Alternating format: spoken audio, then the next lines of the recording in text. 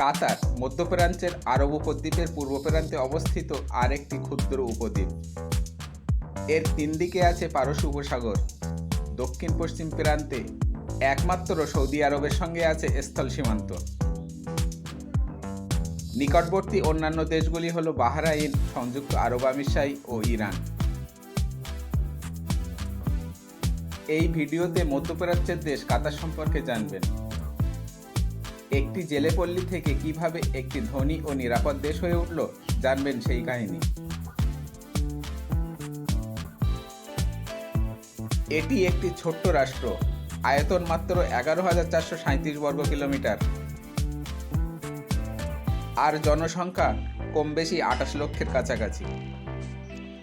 এই জনসংখ্যার 92%-এরও বেশি রাজধানী দোহা ও তার আশেপাশে বাস করে। কিন্তু আপনি এটা জেনে অবাক হবেন, এই জনসংখ্যার কম বেশি 12% মানুষ কাতারের স্থানীয় অধিবাসী, বাকিরা প্রবাসী। প্রবাসীদের মধ্যে ভারতীয়রাই বেশি। প্রায় 7 লক্ষ ভারতীয় সেখানে কাজ করেন, যা কাতারের স্থানীয় বাসিন্দার দ্বিগুণেরও বেশি। কাতার ধনী ও একটি শান্তিপ্রিয় রাষ্ট্র। সুখী দেশের তালিকায় সর্বদা প্রথম দিকে থাকে। অপরাধমূলক ঘটনা ঘটে না বললেই চলে।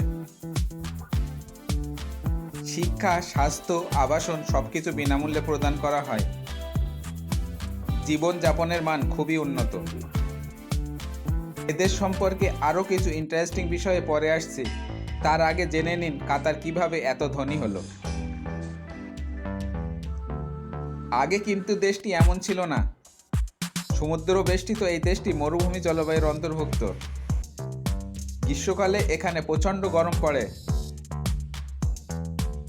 কখনো কখনো 50 ডিগ্রি সেন্টিগ্রেড ছুঁয়ে যায়, আর শীতকালে অতিরিক্ত শীত।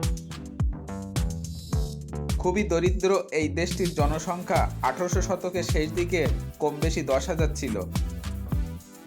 মাছ শিকার ও মুক্তো চাষই ছিল বাসিন্দাদের প্রধান জীবিকা। কিন্তু পরিস্থিতি পাল্টায় 1940 সালের পর থেকে, যখন ওই দেশে পেট্রোলিয়াম উত্তোলন শুরু হয়। খুব দ্রুত হারে বাড়তে থাকে কাতারের অর্থনীতি ও জনসংখ্যা। আর আজ কাতার মাথাপিছু আয়ের দিক থেকে পৃথিবীর প্রথম দিকের রাষ্ট্রগুলির মধ্যে অন্যতম। এবার জেনে নিন কাতার সম্পর্কে কিছু গুরুত্বপূর্ণ তথ্য, যা আপনি হয়তো জানেন না।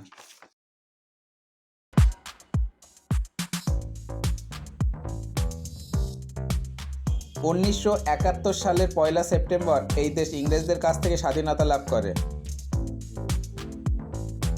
18 ডিসেম্বর কাতার জাতীয় দিবস হিসেবে পালন করে।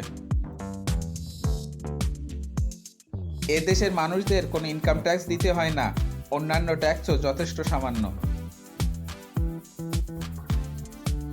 কাতারের শাসন ব্যবস্থা রাজতন্ত্র। রাজাকে বলা হয় আমির। বর্তমান আমির Tamim bin Hamad Al Thani. Qatar একটি রক্ষণশীল মুসলিম দেশ। মেয়েদের ছোট পোশাক পরা, প্রকাশ্যে মদ্যপান করা, মদ কেনাবেচা করা ও পর্নো ভিডিও দেখা সম্পূর্ণ নিষিদ্ধ। দেশের মোট জনসংখ্যার মাত্র 20% মেয়ে। এদেশে যে বিপুল সংখ্যক প্রবাসী বাস করেন, তারা পৃথিবীর প্রায় 150টি দেশ থেকে আগত। এটি একটি রেকর্ড।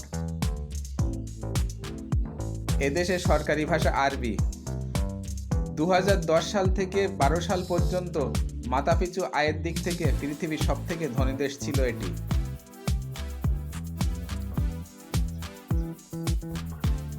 আপনি জেনে অবাক হবেন, কাতার এমন একটি দেশ যে দেশে কোনো জলাশয় নেই, নেই কোনো বন্যপ্রাণী। আল জাজিরা চ্যানেলের নাম নিশ্চয়ই শুনেছেন। কাতারের এই চ্যানেলটি পৃথিবীর শ্রেষ্ঠ চ্যানেলগুলির মধ্যে অন্যতম। কাতারের বিমান পরিবহন সংস্থা কাতার এয়ারওয়েজ পৃথিবীর সবথেকে দামি ও বিলাসবহুল এয়ারওয়েজ। 2022 সালে কাতারে অনুষ্ঠিত বিশ্বকাপ ফুটবল প্রতিযোগিতা এখনো পর্যন্ত সবথেকে খরচবহুল। পৃথিবীর সবথেকে বড় গ্যাসের খনি কাতারেই অবস্থিত, যা দেশটির স্থল আয়তনেরও বেশি।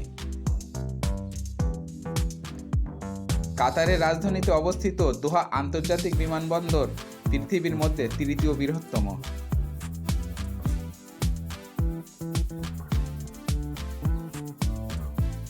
বন্ধুরা, কাতার সম্পর্কে যদি আরও কিছু আপনারা জেনে থাকেন তাহলে অবশ্যই কমেন্ট করবেন, আর আমার চ্যানেলে নতুন হলে সাবস্ক্রাইব করতে ভুলবেন না।